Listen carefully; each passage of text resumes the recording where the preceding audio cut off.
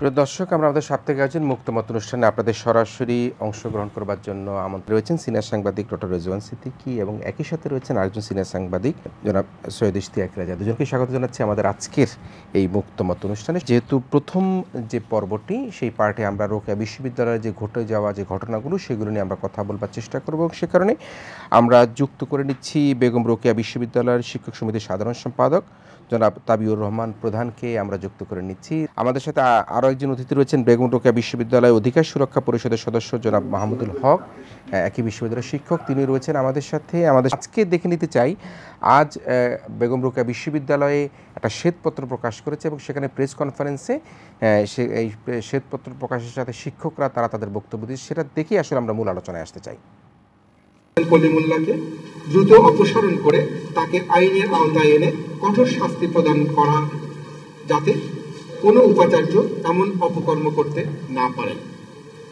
শুধু তাই নয়, ডক্টর কলিমুল্লাহ সংঘবদ্ধ দুর্নীতির সহযোগীদেরও আইনের আওতায় আনতে হবে।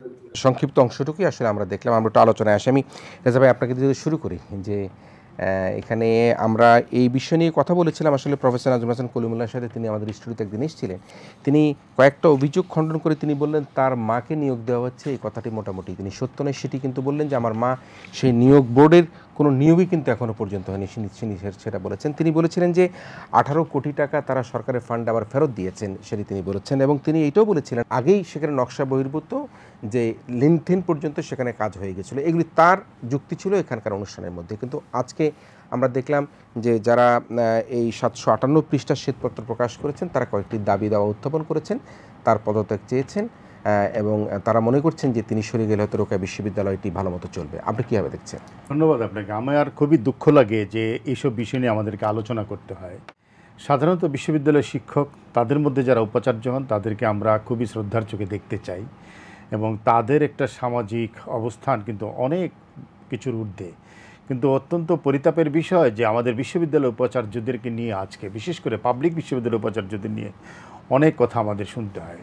আপনার নিশ্চয়ই মনে আছে গোপালগঞ্জ বিজ্ঞান ও প্রযুক্তি বিশ্ববিদ্যালয় উপাচার্যকে রাতের অন্ধকারে পালিয়ে যেতে হয়েছিল ছাত্র বিক্ষোভের মুখে। আমরা দেখছি যে রাজশাহী বিশ্ববিদ্যালয় উপাচার্যের বিরুদ্ধে হাজারো অভিযোগ। আমরা জাহাঙ্গীরনগর বিশ্ববিদ্যালয়ের ঘটনা জানি। তো এরকম করে যদি আমরা সম্প্রতি শুনলাম যে 10টি পাবলিক বিশ্ববিদ্যালয় উপাচার্যের বিরুদ্ধে নানা ধরনের অনিয়মের তদন্ত করছে। তিনি বহুদিন ক্যাম্পাসে থাকেন, এটি কি অভিযোগ নাকি বাস্তবতা? তিনি তো ক্যাম্পাসে থাকেন না। তিনি নিজে সংবাদ সম্মেলনে সেই বিষয়ে একটা ব্যাখ্যা দিতে গিয়ে ক্যাম্পাসে অনুপস্থিতি নিয়ে কিছু বলেননি। তিনি বলেছেন তিনি 20 থেকে 22 ঘন্টা কাজ করেন। কোনো স্বাভাবিক মানুষের পক্ষে কি 20 থেকে 22 ঘন্টা কাজ করা সম্ভব? তার অর্থ তিনি তো স্বাভাবিক নয়। সবচেয়ে বড় যে দুঃখজনক কথা তিনি বলেছেন, তিনি শিক্ষামন্ত্রীর বিরুদ্ধে অভিযোগ এনেছেন। তিনি ইউনিভার্সিটি গ্রান্টস কমিশনের বিরুদ্ধে অভিযোগ আনতে গিয়ে বলেছেন যে তিনি স্থানীয় রাজনীতির শিকার। একজন উপাচার্য কি স্থানীয় রাজনীতি করতে পারেন অথবা রাজনৈতিকভাবে গুরুত্বপূর্ণ হয়ে উঠতে পারেন? তার অর্থ হলো আমাদের বিশ্ববিদ্যালয়গুলোর চলছে না। আমার একটা লেখা আছে, এভাবে বিশ্ববিদ্যালয় চলে না, যেভাবে চলছে বিশ্ববিদ্যালয়। ঢাকা বিশ্ববিদ্যালয়ের কথাই ধরে বেগম রোকেয়া বিশ্ববিদ্যালয় উপাচার্য তো সবচেয়ে আলোচিত। তিনি ইউনিভার্সিটি গ্রান্টস কমিশনের অনুমতি ছাড়াই ঢাকায় একটি লিয়াজ অফিস করেছেন। তিনি সপ্তাহে 2 দিন কি 1 দিন যান এবং দীর্ঘ 111টি তার বিরুদ্ধে অভিযোগ। তার মধ্যে একটা বড় সময় তিনি প্রায় 90% দিন বিশ্ববিদ্যালয়ে অনুপস্থিত। এর অর্থ কি? তিনি বিশ্ববিদ্যালয় চালাচ্ছেন রিমোট কন্ট্রোল পদ্ধতিতে। বিশ্ববিদ্যালয়তে এভাবে চলতে পারে না। তিনি নিজেই একটা ডিপার্টমেন্টের সভাপতি, নিজেই ভাইস চ্যান্সেলর। তিনি সেখানে কিন্তু আমরা তাবিউর রহমান সাহেবের সাথে কথা বলবো একটু। তাবিউর রহমান সাহেব কি আমাদের সাথে আছেন?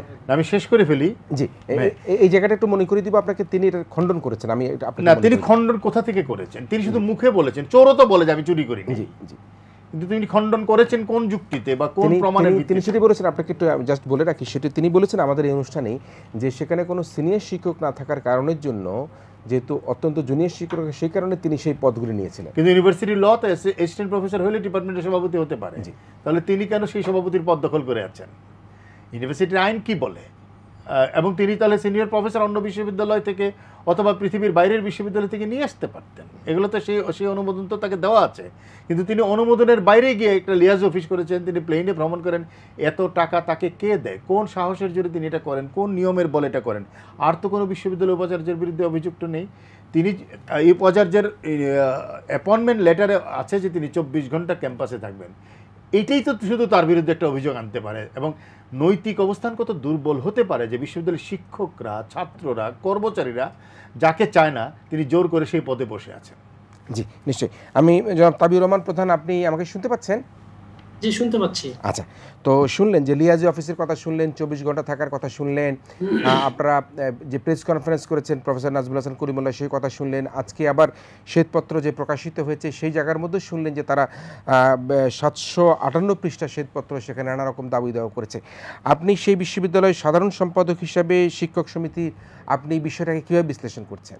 ধন্যবাদ আপনাকে এবং অনুষ্ঠান যারা দেখছেন। আমি শুরুতে একটু বলে নিতে চাই যে আসলে এই বিষয়টা ব্যাখ্যা বিশ্লেষণ করার বিষয় তো আছেই। ইস্তেক ভাই একটা কথা বলেছেন যে আসলে যতটা অভিযোগ বাস্তবতাটা কি, আমি সেই জায়গা থেকে একটু শুরু করতে চাই। প্রথমে একটু ধরে দিতে চাই যে আসলে ইস্তেক ভাই তথ্যের জন্য একটু জানাই আমি যে বর্তমান ভাইস চ্যান্সেলর ঢাকায় লিয়াজ অফিস খুললেননি, লিয়াজ অফিস আগে থেকেই ছিল, উনি এই সুযোগটা হয়তো নিয়েছেন। আমি বিষয়টা ব্যাখ্যা করতে চাই একটু। আর বিষয় হলো এই লিয়াজ অফিস কিংবা গেস্ট হাউস, এটা আমাদের বিশ্ববিদ্যালয়ের যে মূল অর্গানোগ্রাম সেখানেই আছে যে আসলে একটা ঢাকায় একটা লিয়াজ অফিস বা গেস্ট হাউস থাকবে, এবং সেটা কিন্তু আসলে আমাদের যে মূল বাজেট বিশ্ববিদ্যালয়ের সেই বাজেটের অর্থায়নে নিয়ম মাফিক ভাবে চলে। এটা আসলে এটা একটু মিসআন্ডারস্ট্যান্ডিং যে আসলে এই ভাইস চ্যান্সেলর লিয়াজ অফিস এখন খুলেছেন, বিষয়টা সেরকম না। আর দ্বিতীয়ত কথা যে বিষয়টি আসলে বলা হয়েছে যে তিনি থাকেন না, সেটা তো আসলে বাস্তবতা। এটা তো দেখতেই পাচ্ছি যে উনি ঢাকায় থাকেন, বা তিনি তো আসলে কোথাও গিয়ে লুকিয়ে নাই যে তাকে আমরা দেখতে পাচ্ছি না। আপনাদের কল্যাণী বা মিডিয়ার মাধ্যমেই আমরা কিন্তু তাকে দেখতে পাই যে উনি ঢাকাতে আছেন না কোথায় আছেন বা কি অবস্থায় আছেন। তো সেই বিষয়টা আসলে ব্যাখ্যা করার জায়গা থেকে আমি তো বলতে পারবো না যে আসলে কিভাবে থাকেন। তবে একটা বিষয় বলি যে হিসাবটা দিয়ে একটা সেন্সেশন তৈরি করা হয়েছে, আমি যদি ভুল করে না থাকি যে আসলে 1300 দিনের মধ্যে 1100 দিন নাই, এরকম একটা বিষয়, বা এতদিনের মধ্যে এতদিন নাই।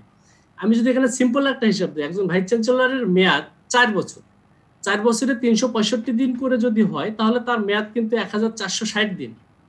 এখনো তার মেয়াদ 3 মাস বাকি, ঠিক আজ থেকে 90 দিন বাকি তার মেয়াদ। তাহলে সেখান থেকে যদি 90 দিন বাদ দেন 1370 দিন থাকে। আপনি চিন্তা করেন কোভিডের কারণে কিন্তু আমাদের ইউনিভার্সিটি ঠিক 1 বছর বন্ধ, আর 5 দিন পর 1 বছর পূর্বে 2020 সালের 17 মার্চ ক্যাম্পাস বন্ধ হয়ে গেছে। তাহলে এখানে আপনি 365 দিন বাদ দিয়ে দেখেন তো সেখানে 914 দিন। শুক্রবার শনিবার ক্যাম্পাস, শুক্র শনি ক্যাম্পাস বন্ধ, 48 সপ্তাহে তাহলে 96 দিন। মানে আমি বলতে চাচ্ছি যে সেন্সেশনটা তার না থাকার বিষয়ে তৈরি করা হয়েছে, এতদিন নাই, সেই বিষয়টা ঠিক না। আমরা যদি একটা পিন পয়েন্টে যাই যে তিনি থাকেন না, কি কারণে থাকেন না, সেই ব্যাখ্যাটা স্যার নিশ্চয়ই বারবার দেওয়ার চেষ্টা করেছেন, সেই ব্যাখ্যাটা নিশ্চয়ই আমি এখান থেকে দিতে পারবো না। তবে আমি একটা কথা বলি, আমি বিশ্ববিদ্যালয় শিক্ষকদের প্রতিনিধি কিংবা এই বিশ্ববিদ্যালয়ের একজন সদস্য হিসেবে চাই যে বিশ্ববিদ্যালয় ভালো চলুক। এটা হলো আমার মূল কথা। 758 পৃষ্ঠার যে প্রতিবেদন তারা দিয়েছে, শ্বেতপত্র প্রকাশ করেছে, সেখানকার মধ্যে কি আপনি কোনো অসঙ্গতি দেখতে পেয়েছেন? আচ্ছা, আমি আপনাকে বলি, যদি আমি একেবারেই দেখেছি, এখানে আরো দুজন শিক্ষকও রয়েছেন একই বিশ্ববিদ্যালয়ের, সেই শিক্ষকরা নিশ্চয়ই জানাবেন, রেজাবে হয়তো আপনার সাথে যুক্ত করবেন, সেই জায়গায় কোনো অসঙ্গতি আছে কিনা। 758 পৃষ্ঠার কথা বলা হয়েছে। জি, আপনাদের আমি খুব আমার রিপোর্টটা এখন হাতে আছে, ওনারা যেটা সাংবাদিকদের দিয়েছেন কিংবা উপস্থাপন করেছেন। 758 পৃষ্ঠা বানিয়েছেন ঠিকই, সেটা কাউকে আসলে হাতে পাওয়ার সুযোগ হয়নি, তারা হয়তো অনলাইনে দিয়েছেন বা মেইল করে দিয়েছেন, সফট কপি দিয়েছেন। তো আমার কাছে যে রিপোর্টটা আছে এটা আসলে টোটাল 56 পৃষ্ঠা, এর সাথে সাপ্লিমেন্ট তারা দিয়েছেন আসলে অনেকগুলো, সেই বিষয়গুলোর বেশিরভাগটাই পত্রিকার কাটিং। একটা বিষয়কে কেন্দ্র করে যদি 10টা 56 পৃষ্ঠা যেটা আছে সেই অভিযোগ নিয়ে কি বলবেন? রেজাবে নিশ্চয়ই একটা প্রশ্ন করবেন আপনাকে। সেই অভিযোগ নিয়ে যদি আমি বলি, 111টা অভিযোগ এখানে উত্থাপিত করা হয়েছে। আমি একেবারেই পরিষ্কার করে বলতে চাই, আমি আবারও বলি, আমি কারো দায় নিয়ে কথা বলবো না, বিশ্ববিদ্যালয়ের দায় নিয়ে কথা বলতে চাই। বিশ্ববিদ্যালয় ভালো চলুক, এই বিষয়টা দেশবাসীর যেমন চাওয়া, আমি এখানকার প্রতিষ্ঠানের একজন সদস্য হিসেবে এবং এই বিশ্ববিদ্যালয়ে বিশেষ করে যারা মূল স্টেক হোল্ডার, আমি রেজাবে একটু আপনার সাথে কথা বলবেন। আমাদের সাথে যারা মাহমুদুল হক রয়েছেন, আপনি একটু আমাদের কথাগুলো শুনবেন, আপনার কাছে আসবো। রেজাবে নিশ্চয়ই কিছু জানতে চাচ্ছেন। না, আমি ওনার কাছে একটা জিজ্ঞাসা, যে আপনি বলেছেন বিশ্ববিদ্যালয় ভালো চলুক, তাহলে বিশ্ববিদ্যালয় যদি ভালো চলুক, ক্যাম্পাসে উপাচার্যবিহীন কি বিশ্ববিদ্যালয় ভালো চলতে পারে? দ্বিতীয় হলো যে আপনাকে বোঝাই যাচ্ছে যে আপনার উপাচার্যের ও উপকারভোগীদের একজন, উপাচার্য যাদেরকে উপকার করেছে, উপাচার্যের কারণে যারা উপকারভোগী হয়েছেন তাদের একজন। সারা বিশ্ববিদ্যালয়ের শিক্ষকদের, ছাত্রদের বড় একটা অংশ সাফার করছে যে বিশ্ববিদ্যালয় উপাচার্য ক্যাম্পাসে থাকেন না। তার নৈতিক অবস্থানকে আপনি সমর্থন করছেন, আপনার নৈতিকতা নিয়েও তো তাহলে প্রশ্ন ওঠে। রেজা ভাই, আমি একটু বলতে চাই আপনাকে, আমি কিন্তু আবারও বলি, আমি কারো দায় নিয়ে বলছি না, আমি তার নৈতিক অবস্থানকে সমর্থন করছি। তাহলে আপনি দালালি করছেন কেন? না, যে অভিযোগগুলো উঠেছে সেটুকু কতটুকু সত্য। না, দালালি করছেন কেন আপনি? আপনার দালালির ভিত্তিটা কি? আমি দালালি করছি না, আমি দালালি করলেই বেগম রোকেয়া বিশ্ববিদ্যালয় করছি। রেজা ভাই, আপনার প্রতি সম্মান রেখেই বলছি, আমি যদি দালালি করি সেটা বেগম রোকেয়া বিশ্ববিদ্যালয় করবো, কারণ ব্যক্তিগত দালালি আমি করবো না। এখন বিষয় হলো, আপনি যে বলছেন উপকারভোগী, একজন বিশ্ববিদ্যালয়ের শিক্ষক উপাচার্যের কাছ থেকে কিভাবে উপকারভোগী হতে চায় আমি জানি না, হতে পারে। তার কারণ এখানে বিশ্ববিদ্যালয়ের শিক্ষক, কর্মকর্তা, কর্মচারী, তাদের সহায়তায় একটা বিশ্ববিদ্যালয় চলে, যার মূল জায়গাটা স্টেক হোল্ডার ছাত্রছাত্রী, তাদের কল্যাণে আমরা কাজ করি। বিশ্ববিদ্যালয়ের উপাচার্য সুপারভাইজ করেন। এইটা হলো, আপনি যদি বলেন বিশ্ববিদ্যালয়ের প্রশাসনে কাজ করতে ক্যাম্পাসে উপস্থিত থেকে সুপারভাইজ করছেন, জি, উনি কি ক্যাম্পাসে উপস্থিত থেকে সুপারভাইজ করছেন? উনি ক্যাম্পাসে উপস্থিত থেকে সুপারভাইজ করছেন না, সব সময় থাকেন না, সেই ব্যাখ্যাটা উনি নিজে মুখে সব সময় দিয়েছেন। আপনার ব্যাখ্যাটা? আমি কিন্তু যেহেতু তাকে ডিফেন্ড করছেন, আপনার ব্যাখ্যাটা বলেন না। আমি চাই বিশ্ববিদ্যালয়ে, আজকে আপনি টক শোতে এসেছেন কি তাকে ডিফেন্ড করতে? না, আমি তাকে ডিফেন্ড করতে আসিনি, আমি বিশ্ববিদ্যালয়কে ডিফেন্ড করতে এসেছি। না, আমি তাকে ডিফেন্ড করতে আসিনি। আপনি কিংবা দেশবাসী বেগম রোকেয়া বিশ্ববিদ্যালয় সম্পর্কে যে নেগেটিভ তথ্য কিংবা অন্যান্য খারাপ তথ্যগুলো পাচ্ছে, সেই বিষয়গুলো যে সবগুলো ঠিক না। একটা বিশ্ববিদ্যালয় কিংবা যে কোনো প্রতিষ্ঠান ভালো মন্দ মিলেই থাকে। আমি বলছি না যে এই বিশ্ববিদ্যালয়ে সবাই একেবারেই ফেয়ার মানুষ বা সবাই একেবারেই নীতি সবকিছু মেনে কাজ করতে পারবে, সেটা আমি দাবি করছি না। তাবিউর রহমান থাকবেন আমাদের সাথে, আপনি থাকবেন। আমাদের সাথে ডক্টর রেজওয়ান সিদ্দিকী আছেন, তার কাছ থেকে আমরা শুনবো। তবে তার আগে এখানে জনাব মাহমুদুল হক রয়েছেন, যিনি অধিকার সুরক্ষা পরিষদের সদস্য। আপনি শুনছিলেন যে জনাব তাবিউর রহমান প্রধান অনেকগুলো বিষয়কে বললেন যে হয়তোবা তথ্যগুলো এখানে তথ্য বিভ্রান্তি হচ্ছে, এবং সেখানকার মধ্যে সঠিক তথ্য দেশবাসীকে জানানো দরকার বলে তিনি মনে করেছিলেন। তাবিউর রহমান প্রধান, আপনি আসলে কিভাবে দেখছেন জনাব মাহমুদুল হক? ধন্যবাদ আপনাকে।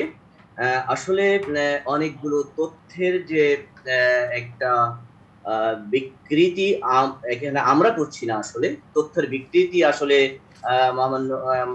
উপাচার্য মহোদয় এবং তার যারা সুবিধাভোগী, যেটা রেজা ভাই বলেছেন, আমি সেটাকে বলছি সংঘবদ্ধ দুর্নীতি এবং তাদেরকে বলছি সহযোগী।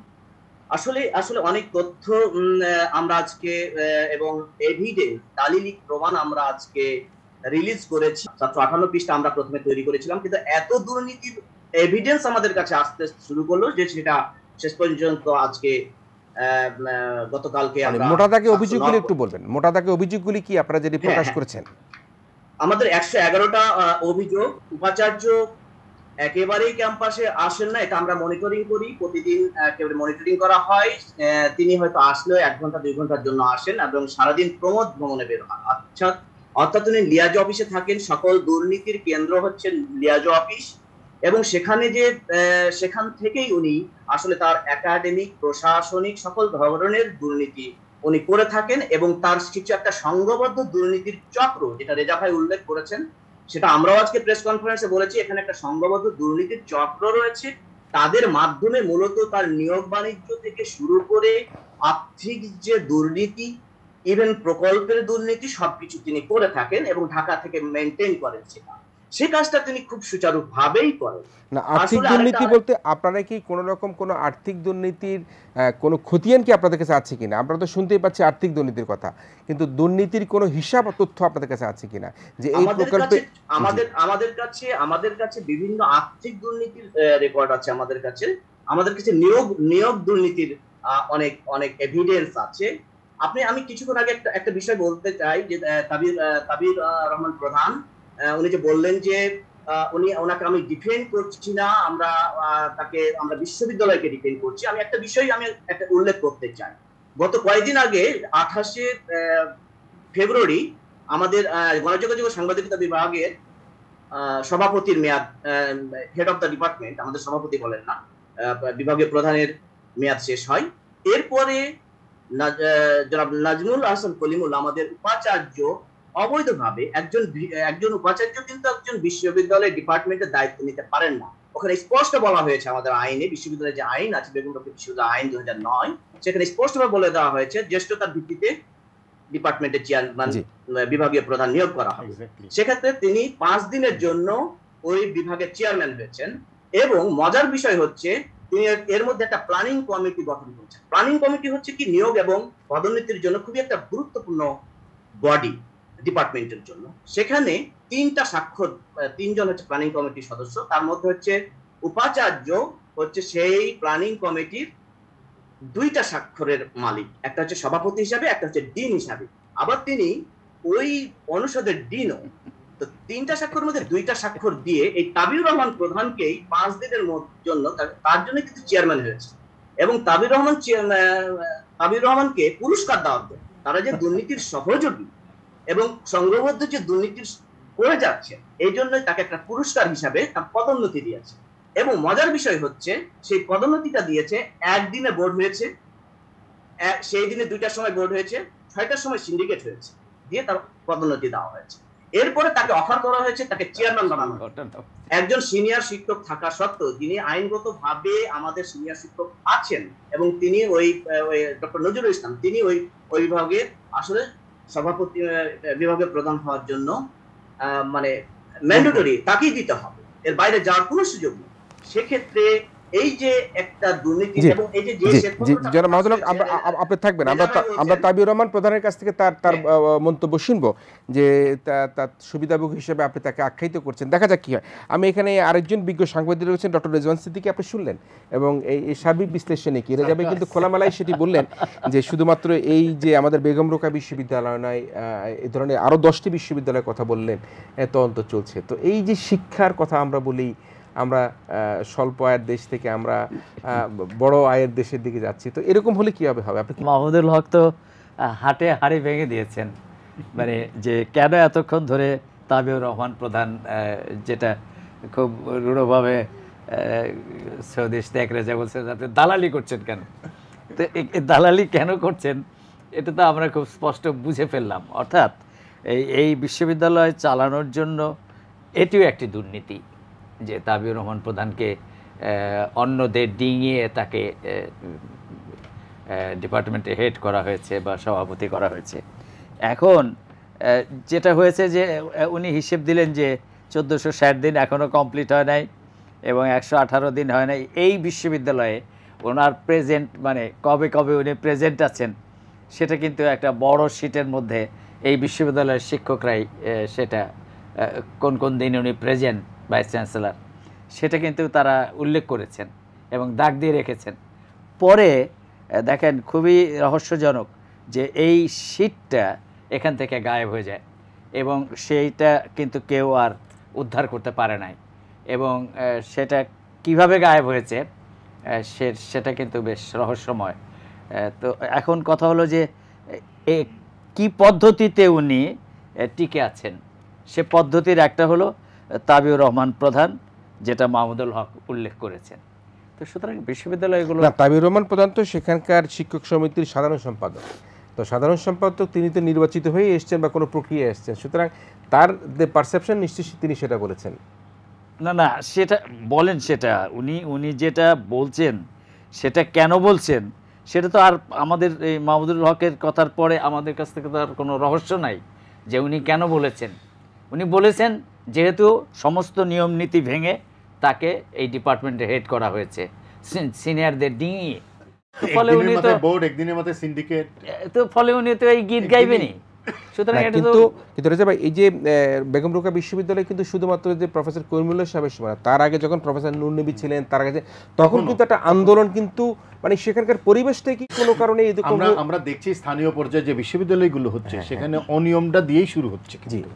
এবং এই বিশ্ববিদ্যালয়গুলো কেন করা হচ্ছে এবং হঠাৎ করে কেন পাবলিক বিশ্ববিদ্যালয়ের সংখ্যা বেড়ে যাচ্ছে, কোন কারণে, কোথায় বিশ্ববিদ্যালয় হচ্ছে, এই বিশ্ববিদ্যালয়ের লক্ষ্য এবং উদ্দেশ্য কী, এগুলো কিন্তু জাতির সামনে পরিষ্কার হওয়া উচিত।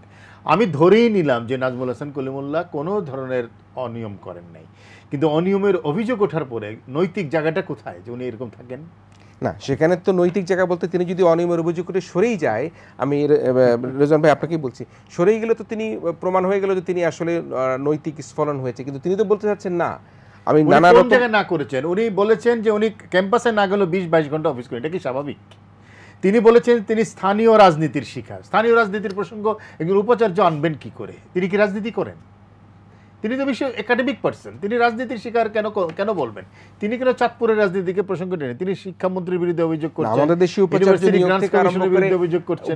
তার অর্থ হলো তিনি নিজের জায়গায় নিজে ঠিক নেই, তিনি শিক্ষক নন, তিনি একজন রাজনীতিবিদ। আমার কথা হলো এটাই যে কোনোটাই ন্যায্যভাবে এবং কোনোটাই স্বাভাবিকভাবে চলেনি এই বিশ্ববিদ্যালয়ে। এবং যদিও খুব পার্সোনাল, তাকে আমি একদিন জিজ্ঞেস করলাম যে আপনি কিভাবে সকালবেলা দেখে আপনি টক শোতে, প্রতিদিন সন্ধ্যাবেলা কোনো না কোনো টক শোতে দেখি আপনাকে, আপনি ক্যাম্পাসে যান না? ইউনিভার্সিটিতে আমার স্নেহভাজন ছিল, তো বললো যে যাই, সকালে ফ্লাইটে যাই, বিকালে ফ্লাইটে আসি। তো তাহলে হোয়াট ইজ দ্য কস্টিং যে একজন ভাইস চ্যান্সেলর অফিস করছেন, সকালে ফ্লাইটে যাচ্ছেন, বিকালে ফ্লাইটে আসছেন, তাহলে তার যাতায়াত ভাতা কত? তো সুতরাং সেটা তো একটা, সেটাও তো আসলে আজকে আলোচনা আমরা একজন উপাচার্য নিয়ে কথা বলছি, কিন্তু আসলে যেটি রেজা ভাই বললেন আমরা সার্বিক কথা বলবার চেষ্টা করব। এবং একই সাথে জনাব তাবিউর রহমান প্রধান, আপনি যেটি জনাব মাহমুদুল হক কিছুক্ষণ আগে বিরতির আগে যেটি বললেন সেটি হচ্ছে যে গণযোগাযোগ ও সাংবাদিকতা বিভাগের নিয়োগ করতে গিয়ে সভাপতি নিয়োগের ক্ষেত্রে যেটা অনিয়মের কথা বলেছে এবং সেখানে আপনাকেও যুক্ত করা হয়েছিল, আপনি সেটাকে কিভাবে দেখছেন? আমি এখানে একটু বলে নিতে চাই, শ্রদ্ধেয় রেজওয়ান ভাই যে কথাটা আমার সহকর্মীর কথা শুনে একটা মন্তব্য করে বসলেন, সেটা আসলে আমার সহকর্মী যে কথাটা বললেন সেই কথাটার মধ্যেই যে আসলে অনেকখানি গ্যাপ, সেটুকু একটু আমি পরিষ্কার করতে চাই। সেটা হলো বিভাগীয় প্রধান বেগম রোকেয়া বিশ্ববিদ্যালয়ের অনেকগুলো বিভাগে অনেক সময় ভাইস চ্যান্সেলররা নিয়ে আসছে আগে থেকে, কিন্তু আমাদের বিভাগের ক্ষেত্রে যে কথাটা হয়েছে, আমার কথা যিনি বললেন যে আমি একদিনে আমাকে ভোট করে একদিনে প্রমোশন দেওয়া হয়েছে, আমি আপনাদের জ্ঞাতার্থে বলতে চাই আমার প্রমোশন ডিউ হয়েছে গত মাসের 26 তারিখ। আমার নির্বাচন করার গ্রেড আপগ্রেড করার বোর্ড হয়েছে 7 তারিখ। এখন ওনাকে আমি একটু বলতে চাই, 7 তারিখ বোর্ড হয়েছে, সেই বোর্ডটারও কিন্তু ডেট করতে হচ্ছে অন্তত 3 দিন আগে, এবং সিন্ডিকেট যে হয়েছে ওই দিন সন্ধ্যায়, ছোট করে বলতে হবে জি, সেটাও কিন্তু হয়েছে অন্তত 1 দিন বা 2 দিন আগে, যেহেতু সেটা বিশেষ সিন্ডিকেট ছিল। তার মানে একদিনে বোর্ড, একদিনে সিন্ডিকেট। বিশ্ববিদ্যালয়ে কিন্তু এটা আপনার যদি সিন্ডিকেটের ডেট করা থাকে, ভাইবা বোর্ডের ডেট করা থাকে একদিনে, তাহলে সেটা একদিন হবে, এটাই স্বাভাবিক। কিন্তু আমার তো ডিউ হয়েছে আরো কয়েকদিন আগে। আর দ্বিতীয় কথা যেটা বলতে চাই সেটা হলো, উনি বলেছেন প্ল্যানিং কমিটির কথা। আমি আপনাদের জ্ঞাতার্থে বলতে চাই, গণযোগাযোগ ও সাংবাদিকতা বিভাগে 2019 সাল পর্যন্ত মাত্র 3 জন শিক্ষক ছিলেন। 3 জন শিক্ষক থাকার ফলে পদাধিকার বলে ওই বিশ্ববিদ্যালয়ে এই ফ্যাকাল্টির ডিন হিসেবে একজন প্ল্যানিং কমিটির মেম্বার থাকেন, বিভাগীয় প্রধান চেয়ারম্যান থাকেন এবং একজন সিনিয়র শিক্ষক থাকেন। সেই ফরমেশনটা আমাদের গত 2 বছরে, যদিও শিক্ষক বেশি হয়ে গেছে, এখন 8 জন বা 9 জন হয়ে গেছে, সেই ফরমেশনটা চেঞ্জ করা হয়নি। এখন ভাইস চ্যান্সেলর যদি কোনো কারণে গত চেয়ারম্যানশিপ যার ছিল তার টেনিউর শেষ হওয়ার পর তিনি যদি দায়িত্ব নেন, তাহলে স্বাভাবিকভাবেই কিন্তু তার ঘাড়ে বিভাগীয় প্রধান এবং ডিনের দায়িত্বটা পড়ে যায়। পড়ার কারণে তিনি একাই 2টা মেম্বার হয়ে গেছেন। এখন আমার প্রশ্ন, আমার যে সহকর্মী এর আগে বিভাগীয় প্রধানের টেনিউর পার করে গেলেন, তিনি কোনোভাবেই বিভাগ থেকে কোনো প্রস্তাব প্রশাসনকে পাঠাননি যে তার বিভাগীয় প্ল্যানিং যে কমিটিটা চেঞ্জ করতে হবে, সেটা কিন্তু করেননি। তাহলে সেই দায়টা বিভাগের না বিশ্ববিদ্যালয়ের? আপনি কি মাহমুদুল হক সাহেব সম্পর্কে বলছেন তিনি কোনো প্রস্তাব পাঠাননি? আরেকটি কথা বলতে চাই, আরেকটি কথা, মাহমুদুল হক না, আমাদের আরেকজন বিভাগীয় প্রধান যিনি টেনিউর শেষ করলেন। জি, এখন আমি যদি জানতে চাই যে যিনি গত 2 বছর, আরেকটা কথা আগেই বলি, সেটা সম্ভবত ইস্তিয়াক ভাই বলেছিলেন যে আসলে অ্যাসিস্ট্যান্ট প্রফেসর হলেও আইন অনুযায়ী বিভাগীয় প্রধান হয়। আমি ইস্তিয়াক ভাইয়ের জ্ঞাতার্থে একটু বলতে চাই, আমাদের বিশ্ববিদ্যালয়ের আইন অনুযায়ী প্রফেসর এবং অ্যাসোসিয়েট প্রফেসর থাকলেই শুধু বিভাগীয় প্রধান হতে পারেন, আর যারা লেকচারার কিংবা অ্যাসিস্ট্যান্ট প্রফেসর থাকে তারা আসলে আইন অনুযায়ী হতে পারেন না। জ্যেষ্ঠ শিক্ষক হিসেবে প্রশাসন তাকে দায়িত্ব দিতে পারে, সেটা ম্যান্ডেটরি না। সেটাই তো আমি এইটুকু বললাম। আপনার আগে যে ভদ্রলোক ওখানে আপনার সিনিয়র হিসেবে ছিলেন, জনাব নজরুল ইসলাম সম্ভবত নাম, তাকে না দিয়ে আপনাকে কেন দিল? আমি বিভাগীয় প্রধান দেয়া হয়নি, এটা একটা মিসআন্ডারস্ট্যান্ডিং। আমি কিন্তু বলিনি যে বিভাগীয় প্রধান নাও হয়েছে। আমি ইস্তিয়াক ভাই আমি পরিষ্কার করি, আমি বলি আমার প্রমোশন যদি ডিউ হয়ে থাকে, আমি যদি প্রমোশনের যোগ্য হই, তাহলে কি শুধুমাত্র আমি ভাইস চ্যান্সেলর স্যারের সাথে প্রশাসনে আসিফিদার প্রমোশন পাবো না? একটা খুব মৌলিক প্রশ্ন করতে চাই আপনাকে, বিশ্ববিদ্যালয় শিক্ষক সমিতির সাধারণ সম্পাদক বিশ্ববিদ্যালয় প্রশাসনের সাথে থাকে? প্রশাসনের সাথে না থাকার কি কোনো আসলে কোনো ব্যত্যয় আছে? থাকলে আমি তো জানি না যে আসলে না, থাকা ব্যত্যয় যাবে না নাই, কেন। কিন্তু থাকে কিনা না, আমি একটা কথা বলি, কনফ্লিক্ট অফ ইন্টারেস্ট বলে যে একটা শব্দ আছে, সেটা তো আপনি জানেন। কনফ্লিক্ট অফ, হ্যাঁ অবশ্যই জানি, আমি জি, অবশ্যই জানি। আমি কিন্তু এইটুকু বলে নিতে চাই, তাহলে আপনি এই প্রশাসন- কার ইন্টারেস্ট সার্ভ করছেন? সাধারণ শিক্ষকদের না প্রশাসনের? আমি অবশ্যই সাধারণ শিক্ষকদের এবং এই বিশ্ববিদ্যালয়ের শিক্ষার্থী কিংবা অন্যান্য স্টেক হোল্ডারের নাকি একেবারেই নিজের? না না, একেবারেই নিজের তো অবশ্যই না। আমি যেজন্য আপনাকে বলতে চাই, আমি কিন্তু এই প্রথম আমি একটু যোগ করতে চাই, আমি বলি লেট মি ফিনিশ। জনসংযোগ বিভাগের সহকারী প্রশাসক এবং বঙ্গবন্ধু জাতির পিতা বঙ্গবন্ধু হলের হচ্ছে প্রভোস্ট। আপনার আর মানে একই অঙ্গে এত রূপ। আমি বলি মুখপাত্র উনি। আচ্ছা, বিশ্ববিদ্যালয়ে চলে একজন সাধারণ সম্পাদক, শিক্ষক সমিতির সাধারণ সম্পাদক হয়, শিক্ষকদের আসলে বার্গেনিং এজেন্ট হিসাবে কাজ করে। এটাই হচ্ছে মৌলিক। আমি বলি শেষ করছি, মুখপাত্র, মানে আমি শেষ করি আমার কথাটা শেষ করতে হবে। জি, আমি কিন্তু এই প্রশাসনের আমলে এসে বিশ্ববিদ্যালয় শিক্ষক সমিতির সাধারণ সম্পাদক হইনি। এই প্রশাসন যোগ দেওয়ার আগে থেকেও আমি 2টা নিউরেট, আমি এই বিশ্ববিদ্যালয় শিক্ষক সমিতিতে 5 বার নির্বাচিত, 3য়বারের মতো সাধারণ সম্পাদক। আমি কিন্তু এইবারই প্রথম সাধারণ সম্পাদক না। খুবই ভালো, আপনি খুবই জনপ্রিয়, জনাব রহমান প্রধান, আপনি খুবই জনপ্রিয়, আপনি সাধারণ সম্পাদক হয়েছেন। বিশ্ববিদ্যালয়ের শিক্ষক সমিতির সাধারণ সম্পাদক কি করে জনসংযোগ বিভাগের প্রধানের দায়িত্ব পালন করে, কিভাবে প্রভোস্টের দায়িত্ব পালন করে, এগুলো সবই প্রশাসনিক পদ। না, আমি বলি এখানে আপনারা যদি ঢাকা বিশ্ববিদ্যালয়, রাজশাহী বিশ্ববিদ্যালয় কিন্তু অন্যান্য বিশ্ববিদ্যালয়ের যদি চিন্তা ভাবনা আমরা এই বিশ্ববিদ্যালয়ের সাথে সেটা তুলনা করি, সেটা কিন্তু একটু মনে হয় ব্যত্যয় হবে। এই কারণে আমাদের বিশ্ববিদ্যালয়ে কিন্তু এই পর্যন্ত শিক্ষক 187 মানে 187 এবং 10 জন প্রফেসর এবং 42 জন সহযোগী অ্যাসোসিয়েট প্রফেসর, এই মুহূর্তে 64 বা 65 জন অ্যাসিস্ট্যান্ট প্রফেসর, বাকিরা কিন্তু লেকচারার। না, আপনি যত যুক্তি দেন, আপনার কাছে একটা মৌলিক প্রশ্ন, বার্গেনিং এজেন্ট কি প্রশাসনের অংশ হইতে পারে? আচ্ছা, আমি বার্গেনিং এজেন্ট প্রশাসনের অংশ না হওয়ার কোনো কারণ যদি থেকে থাকে আমি সেটা একটু ফাইন্ড আউট করে দিতে চাই। তার কারণ বিশ্ববিদ্যালয় প্রশাসনে এই মুহূর্তে যারা নেতৃত্ব দেয় শিক্ষক সমিতিকে, তারা থেকে শুরু করে অন্যান্য যারা বিভিন্ন প্রশাসনের দায়িত্ব আছে, সব মানুষই কিন্তু কমন মানুষ। তার কারণ এখানে সিনিয়র শিক্ষক কিংবা ওই জায়গাগুলোর মানুষের অনেক অভাব।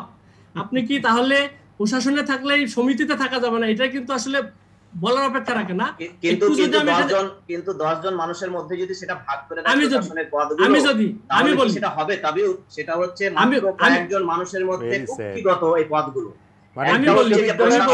আপনি তাবির রহমান প্রধান, আমি অত্যন্ত দুঃখের সাথে বলছি, মাহমুদুল আমি অত্যন্ত দুঃখের সাথে বলছি, বিশ্ববিদ্যালয়ের একজন শিক্ষক, আপনি নিজেও মিস্টার তাবির রহমান প্রধান, তাদের নৈতিক মূল্যবোধের জায়গাটা যদি এই জায়গায় পৌঁছে, লোভের জায়গা যদি এত লম্বা হয়, লালসার জায়গাটা যদি এত রক্তাক্ত হয়, তাহলে বিশ্ববিদ্যালয় আসলে চলতে পারে না।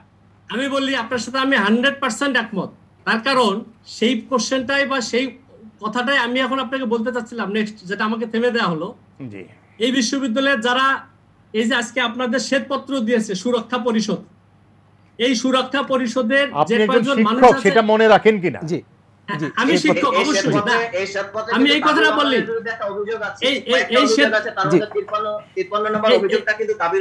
এই শ্বেতপত্র কেনাকাটার অভিযোগ আছে, একটা কেনাকাটাতে আমি বলি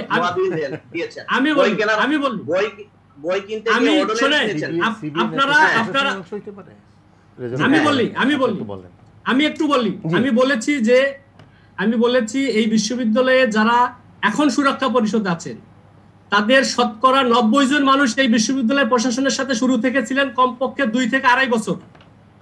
এখন আমি যদি আপনি ইস্তিয়াক ভাই একটা কথা বলেছেন, না অন্যের আমি একটা কথা বলি, অন্যের খারাপ দৃষ্টান্ত নিশ্চয়ই আপনার জন্য ভালো দৃষ্টান্ত নয়। আমি অবশ্যই না, আমি সেটাই বলছি আপনাকে, আমি সেটাই বলছি।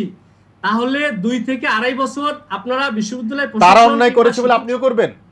আমি অন্যায় কথা বলছি না ইস্তিয়াক ভাই, আমি বলি আমাকে শেষ করতে দেন। আমি বলি যে এই কলিমুল্লাহ স্যার যিনি 2017 সালের 14 জুন যোগদান করেছেন, আমি কিন্তু তখন অ্যাসিস্ট্যান্ট প্রফেসর ছিলাম, আমার কিন্তু এই পদ পদবিগুলোতে যাওয়ার সেই তখন সুযোগ ছিল না।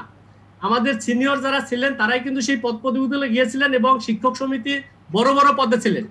তারা কিন্তু 2 বছর ধরে এই শিক্ষক সমিতিতে থেকেই কলিমুল্লাহ স্যারকে নানাভাবে সমর্থন করে দিয়ে আসছেন। আপনাকে আরো দুঃখের সহিত বলি, আজকে যারা এখানে আন্দোলন করছেন তারাই কিন্তু লিয়াজ অফিসে গিয়ে যে আমাদের ফাউন্ডেশন ট্রেনিং ভিসি স্যার উদ্বোধন করেছেন, এই বিশ্ববিদ্যালয়ের যারা সুরক্ষা পরিষদে তারাই কিন্তু গিয়ে উদ্বোধন করে দিয়ে আসছেন ঢাকায় গিয়ে। আপনি এখন খেয়াল করেন তাদের কথা মতো ভাইস চ্যান্সেলর উদ্বোধন করা, আমি বলি শেষ করতে দেন, শেষ করতে দেন। আমি বলি মিটিং থেকে শুরু না, জনাব মাহমুদুল হক, আপনারা কি লিয়াজি অফিস উদ্বোধন করতে গিয়েছিলেন? লিয়াজি অফিস উদ্বোধন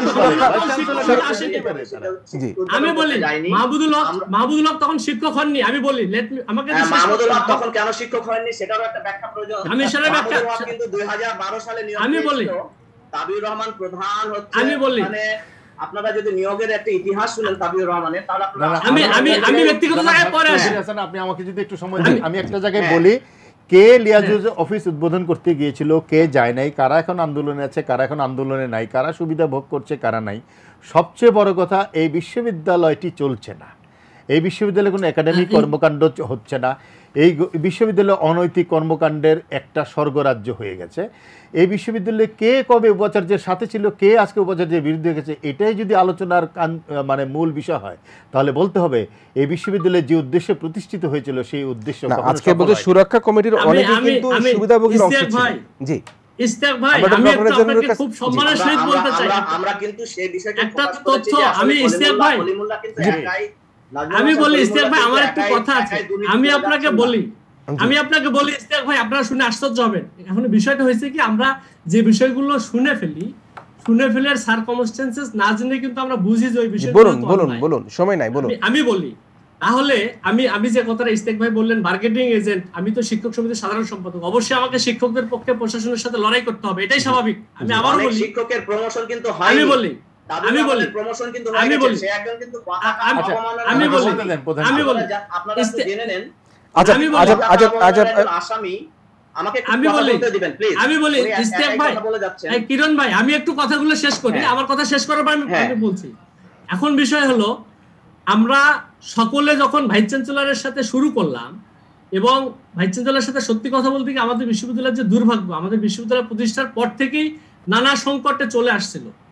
দ্বিতীয় ভাইস চ্যান্সেলর একদিনে 350 মানুষ নিয়োগ দিয়ে গেছেন এই বিশ্ববিদ্যালয়ে, এই নজিরও আছে। এখন বলেন, এই ভঙ্গুর অবস্থা থেকে একটা বিশ্ববিদ্যালয়ে উঠে আসতে গেলে আমাদের সবার একত্রিত হয়ে কাজ করাই খুবই উচিত ছিল এই বিশ্ববিদ্যালয় ভালো করার জন্য, কিন্তু আমরা কিন্তু সেটা পারিনি। আমি কিন্তু আবারও বলি, সেই দায়টা আমাদের নিতে হবে, আমরা যারা এই প্রতিষ্ঠানে কাজ করি। তার কারণ আমরাই কিন্তু, আমি নিজের দিয়েই বলি, আমরা নিজেরা কিন্তু একে অপরের সাথে একটু অপেক্ষা থাকেন। আমাদের অতিথি ডক্টর রেজন সিদ্দিকী কোনো আলোচনাই করতে পারেন, একটু যুক্ত করবেন। ঠিক আছে, আমি আলোচনাটা উপভোগ করছি, কিন্তু যে জিনিসটা হলো যে আমরা সাধারণত যেটা দেখে আসছি যে বার্গেনিং এজেন্ট যিনি, তিনি সাধারণত প্রশাসনের সঙ্গে যুক্ত থাকেন না, কিন্তু আমরা দেখছি যে এই বিশ্ববিদ্যালয়ের বার্গেনিং এজেন্ট তিনি প্রশাসনের নানান বিষয়ের সঙ্গে ঘনিষ্ঠভাবে যুক্ত এবং সেটা পরিচালনার সঙ্গে যুক্ত, তিনি কর্তৃপক্ষের অংশ হয়ে গেছেন। সেইটি কিভাবে সম্ভব, এবং সেটা যদি উনি করেন তাহলে তো তার এই বার্গেনিং এজেন্টের পদটি ধরে না রাখা ভালো ছিল, তাহলে এটা সঙ্গত হতো। কারণ আমি নিজেই এ পাশে বসেছি, আবার নিজেই নিজের সঙ্গে বার্গেইন করছি, এরকম একটা পরিস্থিতি যদি না হতো তাহলে এটা সঙ্গত হতো। তিনি হয়তো ফ্যাক্টটাই বলছেন, জনাব তাবিউর রহমান ফ্যাক্টটাই বলছেন তার পারসেপশন অনুযায়ী। শ্বেতপত্রে বলছেন তো যে শ্বেতপত্রে যা দিয়েছে তার মধ্যে এতটা ছিল পত্রিকার কাটিং ছিল। আমি তাবিউর রহমান সাহেবের কথা বলছি। বেসিকটা হলো কনফ্লিক্ট অফ ইন্টারেস্টের জায়গা, মৌলিক নীতিমালার অংশ, একটা মানুষের বেসিক প্রিন্সিপালস, যে আমি সাধারণ শিক্ষকদের স্বার্থ দেখব, যদি তাই দেখি তাহলে আমি কি করে প্রশাসনের সাধারণ শিক্ষকদের স্বার্থ দেখার অর্থ কি এটা বোঝায় যে ভাইস চ্যান্সেলরের যদি ত্রুটি না থাকে, union leader can not be part of the management. Very simple. শিক্ষক সমিতির যিনি সাধারণ সম্পাদক, তিনি তার উপাচার্যের পক্ষে যদি কোনো ভালো কথা থাকে সেটা কি বলতে পারবেন, কিন্তু তিনি প্রশাসনের অংশ হতে পারবেন না। সেটি হয়তো তিনি বলবার চেষ্টা করছেন এখন, যে তার এই ধরনের কিছু নাকি। তাবিউর সাহেব, আমি একটু আপনাকে সমর্থন করলাম যে অনেক কিছুর ফাঁকে আপনাকে সমুদ্র থেকে টেনে তুলবার একটু চেষ্টা করছি আমি, আপনি বলেন দেখি। আমি কিন্তু আবারও বলছি যে এই বিশ্ববিদ্যালয়ে এখনো সেই ক্যাপাবল মানুষগুলো এত অ্যাভেলেবেল না যে একজন মার্কেটিং এজেন্ট হিসেবে আমরা কিন্তু আপনি ছাড়া খুব কম ক্যাপাবল লোক আছে। না না, আমি বলছি না সেটা, আমি বলছি না। এখন কিন্তু আপনি দেখেন বিশ্ববিদ্যালয়ের বয়স 13 বছর হয়ে গেছে, আমাদের মাত্র 10 জন প্রফেসর। আপনি 56টা দপ্তর এই বিশ্ববিদ্যালয়ে, কিন্তু 10 জন প্রফেসরের কয়জন দায়িত্ব পেয়ে আছে? আসলে তো আমি বলি যারা একজন হচ্ছে মোহাম্মদ নাজমুল হক, ডক্টর মোহাম্মদ নাজমুল হক, তিনি হচ্ছেন পরীক্ষা নিয়ন্ত্রক, মানে যারা হচ্ছে সংঘবদ্ধ দুর্নীতির অংশ, তারাই হচ্ছে এই দায়িত্বে থাকে। গুটি কয়েক মাত্র কয়েকজন প্রফেসর। আমি বলি জি জি, মাহমুদুল সাহেব বলুন, মাহমুদুল সাহেবকে শুনি, একটু মাহমুদুল সাহেবের কাছে শুনি ভাই, শুনি। জি হ্যাঁ, ডক্টর মোহাম্মদ নাজমুল হক উনি হচ্ছেন পরীক্ষা নিয়ন্ত্রক, উনি হচ্ছেন জনসংযোগ বিভাগে, জনসংযোগ দপ্তরের প্রশাসক, উনি হচ্ছেন আরেকটা আমি মনে করতে পারছি না, আরেকটা পরিচালক। ওর 3টা দায়িত্ব।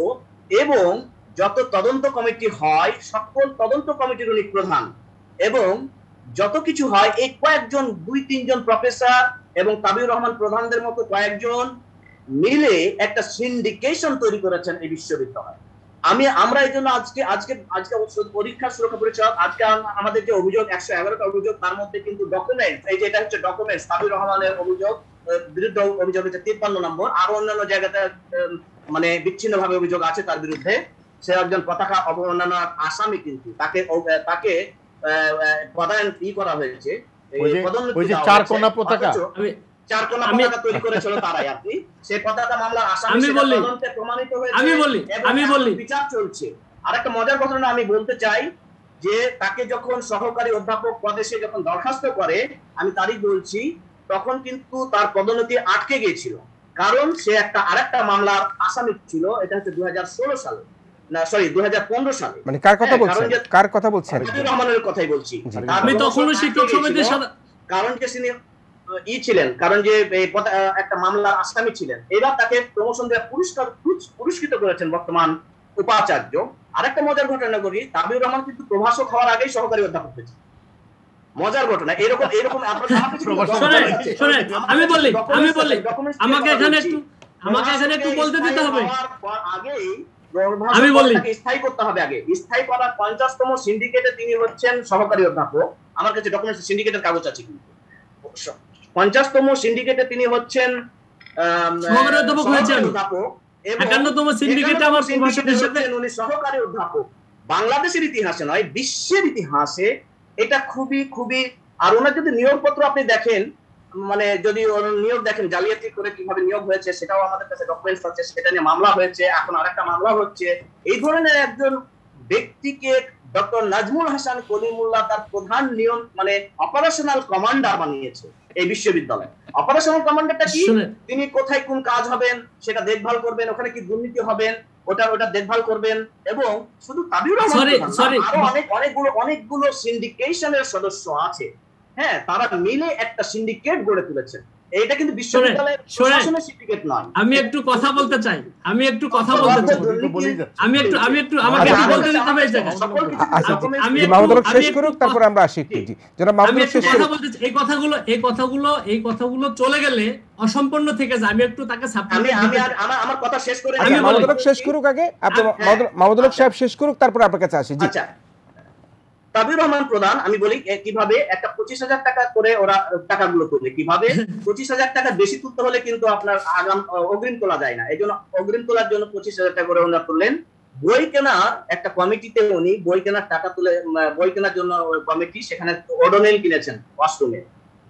আপনি যদি ওগুলো খাতটা দেখেন, এই তাবিউর রহমানের মডেম লোড করেছেন 2GB 674 টাকায়। তারপরে ফটোকপি করেছেন, একবার ফটোকপি করেছেন, আবার কাগজ কিনেছেন, আবার মানে কত রকমের মানে বাজেট যদি তার দেখা যায়, এইরকম ভাবে টাকাগুলো উঠা এই সিন্ডিকেট যারা আছে, যারা এই ডক্টর নাজমুল হাসান কলিমুল্লাহর সাথে এবং কয়েকজন প্রফেসর, মাত্র 10 জন প্রফেসরের মধ্যে কয়েকজন প্রফেসর দায়িত্বে আছেন, উনি দেখাতে পারেন কয়েকজন সহযোগী অধ্যাপক দায়িত্ব আছেন। ঘুরে ওই 10 জন। কিরণ ভাই এই জায়গাটা একটু ডিফেন্স করতে হবে আমাকে, জাস্ট 30 সেকেন্ড সময় দিন। জি 30 সেকেন্ড বলুন। যেই কথাটা আমি আসলে উনি যে কথাটা বলেছেন শ্বেতপত্রে 53 নম্বর উল্লেখ করেছেন, আমি এই জিনিসটা দেখে নিজে অনেকক্ষণ হেসেছি যে আসলে মূর্খ কিংবা অজানা বিষয় হলে যে তারা এইভাবে উপস্থাপন করতে পারেন তার একটা দালিলিক প্রমাণ তারা দিয়ে গেছেন। আপনাকে বলি আমি, ওই কমিটি ছিল 40 লাখ টাকার বই কেনার কমিটি। সেই কমিটি ক্রয় কমিটি থেকে, বই ক্রয় থেকে, টেন্ডার প্রক্রিয়া থেকে শুরু করে সবকিছুর জন্য ওই কমিটির আমি আহ্বায়ক ছিলাম। আরো 7 জন শিক্ষক ছিলেন, একজন লাইব্রেরিয়ান ছিলেন, সদস্য সচিব। আপনাদের আমি বলি, ওই কমিটি যে 3 মাস 4 মাস ধরে কাজ করেছে, সেই কমিটিগুলা মিটিং করেছে, মিটিং এর জন্য যে কাগজ লেগেছে, মডেম যে সরি টু সে আমি বলি, আমাকে শেষ করতে দেন। আমি কিন্তু মাহমুদুল হক, আমি কিন্তু আপনার বারে কথা বলিনি। উনি যে 25,000 টাকার কথা বলেছেন, আমার ওই কমিটির সদস্য সচিব মামদুদুর রহমান, একজন উপ লাইব্রেরিয়ান আর কি, ডেপুটি লাইব্রেরিয়ান, তিনি সেই টাকাটা তুলেছেন। আমরা 3 মাস ধরে কয়েক দফায় মিটিং করেছি এবং সেখানে মডেমের যে কথা বলেছেন, মডেমের কি কাজ বলি আমি, আমাদের যেটা অনলাইনে এটা বিভিন্ন প্রতিষ্ঠানের সাথে যোগাযোগ করতে হয়। কথা আপনি বলছেন এই তথ্য সঠিক নয়, এই তো এটাই তো কথা নাকি? একেবারেই তথ্য সঠিক না, একটা ভুয়া তথ্য। তারা মূর্খতার মতো কাজ করেছে, এটাই বলছেন আপনি? অবশ্যই মূর্খের মতো কাজ করেছে এবং এটা নিয়ে আমি কথা এই বিষয়ে এই শ্বেতপত্র নিয়ে আপনি বা প্রফেসর করিমুল্লাহ স্যার বা অন্যান্য যারা আছেন, এই শ্বেতপত্র যদি সঠিক না হয়ে থাকে, যারা মাহমুদুল একটু অপেক্ষা করবেন, তাহলে কি আপনারা আইনগত কোনো ব্যবস্থা গ্রহণ করবেন কিনা? আমি একটা কথা বলি, আমি কিরণ ভাই আপনার জ্ঞাতার্থে বলি, এই শ্বেতপত্রে কয়েকটি জায়গায় কোনোভাবে আমার নাম এইটাতেই যেমন এনেছে, আমি কিন্তু সেগুলো চিহ্নিত করে নিয়েছি। আমি ব্যক্তিগতভাবে মনে করি আমি আইনের আশ্রয় নিব। বিশ্ববিদ্যালয় প্রশাসন তার জায়গা থেকে কি করবে সেটা প্রশাসনিক সিদ্ধান্ত, সেটা আমি বলতে পারছি না। প্রশাসনের অংশ না, প্রশাসনের অংশ নীতি নির্ধারক কিন্তু আলাদা। এখানে সর্বোচ্চ মানে আইনের আশ্রয় নেওয়ার পরিকল্পনা কি আজকেই করেছেন না আগে থেকে এই প্ল্যান আপনার আছে? আমি তো এই জিনিসটা তো আজকে প্রকাশ করেছি। আচ্ছা, আমি একটা কথা বলি, তারা অনেকভাবে অনেককে জড়ায়ে কথা বলেছে, অমুক তমুক, কিন্তু নাম বলেনি কখনো, এবং মৌখিক ভাবে বলে সেটার প্রমাণ থাকে না। আজকে যেহেতু আমি দালিলিক প্রমাণ পেয়েছি, আমি ব্যক্তিগতভাবে অবশ্যই আমি আইনের আশ্রয় নিব বলে গেলাম। কিন্তু আপনি তো বিশ্ববিদ্যালয়ের শিক্ষক সমিতির সাধারণ সম্পাদক, তারা তো আপনার কলিগ। আচ্ছা ইশতিয়াক ভাই, আপনাকে খুবই দুঃখের সহিত বলতে চাই, একটা প্রসঙ্গে একটু আগে এসেছিল, 4 কোনা পতাকা কিন্তু দেশবাসী না বিশ্ববাসী দেখেছে। আপনাকে আমি খুবই দুঃখের সহিত বলতে চাই, আমি আওয়ামীপন্থী শিক্ষকদের প্যানেল থেকে 5 বার নির্বাচিত, আগেই বলেছি আমি স্বাধীনতার চেতনা ধারণ করি, বঙ্গবন্ধুর আদর্শ লালন করি। আমরা একটা ভুল করেছিলাম, আমি আবারও বলি, আজকে যত মানুষ এই দর্শক দেখছেন, আমাদের ওই পতাকা সদৃশ বিষয়টা আমাদের জুনিয়র কোন সহকর্মী বাজার থেকে বড় দেখে কিনে নিয়ে আসছেন, ভিতরে কি ছিল খেয়াল করেননি। আমরা কিন্তু ভুল করে, আমি বলি শেষ করি ইশতিয়াক ভাই, আমরা কিন্তু শেষ ওখানে আমি বলি আমরা অস্বীকার করিনি, আমরা কিন্তু অস্বীকার করিনি যে ওই জিনিস আমাদের হাতে ছিল না।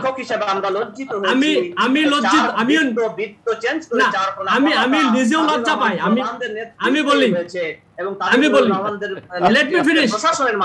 আমি বলি এই বিষয়টা কিন্তু ওইটা কিন্তু প্রশাসনের পতাকা না, পতাকার কোনো ফাংশন ছিল না। তবে জনাব তাবিউর রহমান প্রধান 4 কোনা পতাকার মতন বিশ্ববিদ্যালয় ক্যাম্পাসে আপনার চারিদিকে প্রভাব আছে, এটা বোঝা গেল না। আমি বলি ইশতিয়াক ভাই, আমি বলি ইশতিয়াক ভাই, আমি আবারও বলি, আমরা এই বিষয়ে আমরা যেহেতু না জেনে একটা বিষয় আপনাকে বলি, এটা খুবই কমন সেন্স, যে এই জিনিস যদি আপনি কেন বাইরে থেকে আপনি যেই দেখি না, কিন্তু না বুঝে দেখলে আসলে আমাদের যাদের দেশের প্রতি ভালোবাসা আছে, আমরা পতাকা আলোচনা বুঝতে পারলাম। আপনারা বলছেন যে এটা ভুল ছিল, ভুল হয়েছে, নিশ্চয়ই সেটা আপনি ব্যাখ্যা করেছেন। আমরা একটা আলোচনায় ফিরবো।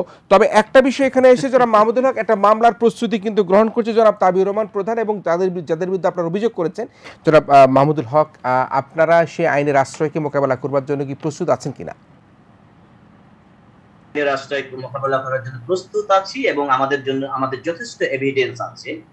আমরা যে 790 পৃষ্ঠার শ্বেতপত্র প্রকাশ করেছি, আমরা আসলে এভিডেন্সের ভিত্তিতেই করেছি। সুতরাং আমাদের মামলা হলে বা আইনের আশ্রয় নিলে আমাদের পক্ষ থেকে কোনো অসুবিধা হওয়ার কোনো কথা মানে নেই, অবকাশ নেই। আর আমরা আরো এভিডেন্স আমরা ইতিমধ্যে আমরা পেয়ে যাব। আপনারা জানেন যে এই বিশ্ববিদ্যালয়ের যে দুর্নীতিটা হয়, যে চক্রের হাতেই কিন্তু সেই তথ্য, সেই এভিডেন্স বের করা তো সহজ নয়। তারপরে আমরা এত এভিডেন্স আমরা বের করেছি। তাবিউর রহমান যেটা বলছিলেন যে পত্রিকার কাটিংস, আসলে কিন্তু তা নয়। কিছু পত্রিকার সংযোজনী আছে আমাদের এই শ্বেতপত্রে, কিন্তু হচ্ছে যে আমরা যখন টোটাল অ্যাকাউন্টস চেক করতে পারবো, আমরা যখন দেখতে পারবো যে কে কত টাকা কোন খাতে নিয়েছে, আসলে তখনই আর্থিক দুর্নীতির যে ব্যাপক চিত্র সেটা বেরিয়ে আসবে। আমাদের বিশ্ববিদ্যালয়ে যে দুর্নীতিটা হয়েছে আপনারা জানলে আশ্চর্য হবেন। সেখানে একটা নতুন দুর্নীতির অধ্যায় যুক্ত হয়েছে, সেটা হচ্ছে একাডেমিক দুর্নীতি। একাডেমিক দুর্নীতিটা কিন্তু কোথাও এত বেশি হয় না। এই যে যেমন বিভিন্ন পদ যে দখল করেন আমাদের মাননীয় ভাইস চ্যান্সেলর, এই পদগুলো দখল করার কারণই হচ্ছে তার নিয়োগ প্ল্যানিং কমিটিতে ঢুকে যাওয়া। প্ল্যানিং কমিটি একটা বিশ্ববিদ্যালয়ের ডিপার্টমেন্টের জন্য খুবই গুরুত্বপূর্ণ একটা জায়গা। সেখানে আসলে দরখাস্ত যাচাই বাছাই সবকিছু ওখান থেকে শুরুটা হয়। সেখানে তারা তার নিয়োগের ক্রাইটেরিয়াটা নির্ধারণ করে, অনেক কিছু তার উপর ডিপেন্ড করে। তো সেক্ষেত্রে এই ডক্টর নাজমুল হাসান কলিমুল্লাহ এমনও করেছেন যে একজনকেই টিকিয়েছেন, প্ল্যানিং কমিটি হয়ে আসছেন, একজনকে টিকিয়েছেন, একজনই ভাইভা দিয়েছেন, ইন্টারভিউ দিয়ে একজনকে রিটেন দিয়ে পাস করিয়ে প্রথম করে চাকরি দিয়েছেন। এবং মজার ঘটনা হচ্ছে মা হয়েছেন, উনি একটা সাক্ষাৎকারে বলছিলেন যে না আমার মা কোনো বোর্ডের এখনো কোনো মেম্বার হয়। আমার কাছে সে দালিলিক প্রমাণটা কিন্তু আছে। না, তার মা মেম্বার হয়েছে কিন্তু সেখানে কোনো নিয়োগ হয়নি। হ্যাঁ অবশ্যই হয়েছে, নিয়োগ হয়েছে কি সেখানে হয়েছে ডক্টর, আমি বলি সমাজবিজ্ঞান বিভাগ, সমাজবিজ্ঞান বিভাগ, উইমেন এন্ড জেন্ডার স্টাডিজ বিভাগে শিক্ষক নিয়োগে দুইজন, মানে যদি মাহমুদুর রহমান নিয়োগ নাও হয়ে থাকে তবুও নিজের মাকে নিয়োগ করতে, নিয়োগ কমিটির মেম্বার করতে পারেন না। এথিক্যালি পারেন না, এথিক্যালি কোনোভাবেই তার মাকে বিষয় বিশেষজ্ঞ হিসেবে নিয়ে আসতে পারেন না। সেক্ষেত্রে রাষ্ট্রপতির অনুমোদন তো সেখানে লাগে, নিশ্চয়ই সেই আইনগত ব্যত্যয় সেখানে ঘটেনি। আমরা জানি না যে রাষ্ট্রপতির অনুমোদনটা, আমি এখানে বলতে চাই আরেকটা জিনিস, আমি বলতে কনফ্লিক্ট চাই অফ ইন্টারেস্ট। আমাদের উপাচার্য কিন্তু যে কোনো কথাতে রাষ্ট্রপতি, প্রধানমন্ত্রী এদেরকে এবং শিক্ষামন্ত্রী সকল মন্ত্রীকে একসাথে জড়িয়ে দিয়ে তিনি রাষ্ট্র শিষ্টাচার যেটা সেটাও কিন্তু লঙ্ঘন করছেন একের পর এক। আমরা কিন্তু সেটা লক্ষ্য করছি। উনি বলছেন যে মাননীয় প্রধানমন্ত্রী আমাকে ত্রুটি নির্দেশনা দিয়েছেন যে আমাকে ঢাকায় থাকতে হবে, ক্যাম্পাসে যেতে হবে না। এটা কি মানে সম্পূর্ণভাবে দম্ভক্তি? প্রধানমন্ত্রী কি তাকে দুর্নীতির নির্দেশনা দিয়েছেন? কোথায় পেয়েছেন এখানে? না কোথায়, এই কথা কোথায় বলেছি? তিনি তো এই কথা বলেননি কখনো যে তাকে প্রেস কনফারেন্সে বলেছেন, ঢাকাতে প্রেস কনফারেন্স কিন্তু বলেছেন যে প্রধানমন্ত্রীর নির্দেশই সবকিছু করেন, এবং কি বলেছেন যে আমার ত্রুটি নির্দেশনা আছে যে আমাকে, আমি যেন ওখানে মানে এই ক্যাম্পাসে না থেকে ঢাকায় থাকি, যেন তাকে কোনোভাবে আমরা আটকে না দেই। এরকম কথা মিথ্যাচার এবং প্রধানমন্ত্রীকে রেফারেন্স দিয়ে ধরনের কথা বলার দম্ভক্তি এবং শিক্ষামন্ত্রীদের বিরুদ্ধে পর্যন্ত এইভাবে আসলে নিজেকে রক্ষা করার যে প্রচেষ্টা, সেটা একেবারেই আমার কাছে মনে হয়েছে একটা দম্ভক্তি ছাড়া আর কিছু নয়।